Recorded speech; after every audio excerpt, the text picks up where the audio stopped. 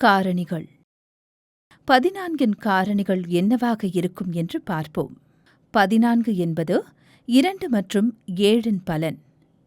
எனவே 14 என்பது 2 மற்றும் 7 பெருக்கலாகும். 2 மற்றும் 7 ஆகியவை 14 காரணிகள் என்று கூறலாம். மற்றொரு பொருளை எடுத்துக்கொள்வோம். 2 பெருக்கல் 3 பெருக்கல் 7 பலன் 42. எனவே 42 என்பது 2, 3 மற்றும் 7 பெருக்கலாகும். இதன் பொருள் 2, 3 மற்றும் 7 ஆகியவை 42 காரணிகள். எனவே 2 அல்லது அதற்கு மேற்பட்ட எண்கள் பெருக்கப்பட்டு ஒரு பெருக்கற்பலன் கிடைக்கிறது என்றும், அந்த பெருக்கற்பலனில் உள்ள ஒவ்வொரு எண்ணும் காரணி என்று அழைக்கப்படுகிறது என்றும் இதிலிருந்து நாம் புரிந்து கொள்கிறோம். வேறு விதமாக கூறினால் இதுவே அந்த பெருக்கற்பலனாகும். கொடுக்கப்பட்ட எண்ணின் அனைத்து காரணிகளையும் கண்டுபிடிப்பது அடுத்தபடியாகும். ஒரு உதாரணத்தை எடுத்துக்கொள்வோம். 12 என்று வைத்துக் கொள்வோம். 12 என்பது 1 பெருக்கல் 12 அல்லது 2 பெருக்கல் 6 என்று எழுதலாம். எனவே 12 பலன் 2 பெருக்கல் 6. மேலும் 3 பெருக்கல் 4 என்பது 12.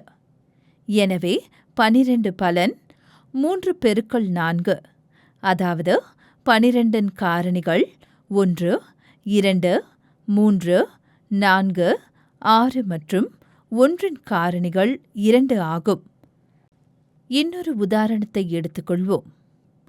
30 என்ற எண்ணை எடுத்துக்கொள்வோம். 1 இருந்து ஆரம்பிக்கலாம்.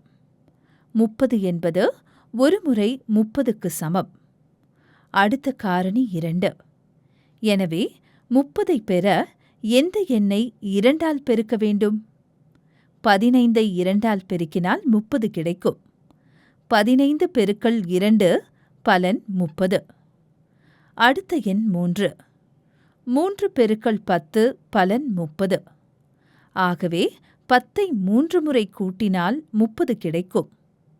அடுத்த எண் 4. 4ஐ எந்த எண்ணுடன் பெருக்கினால் 30 கிடைக்கும்? கிடைக்காது. ஏனெனில் 30 என்பது 4ஆல் வகுப்படாது. அடுத்த எண்ணான 5ஐ எடுத்துக்கொள்வோம். 6ஐ 5 முறை கூட்டினால் 30 கிடைக்கும். அடுத்த எண் 6. இது ஏற்கனவே ஒரு காரணி. நாம் பார்த்தது போல் 6ஐ 5 முறை கூட்டினால் 30 கிடைக்கிறது. இதன் பொருள் 30 காரணிகள் 1, 2, 3, 5, 6, 10, 15 மற்றும் 30 தானும் ஆகும். இந்த முறையில் எந்த ஒரு கொடுக்கப்பட்ட எண்ணின் அனைத்து காரணிகளையும் நாம் கண்டறியலாம்.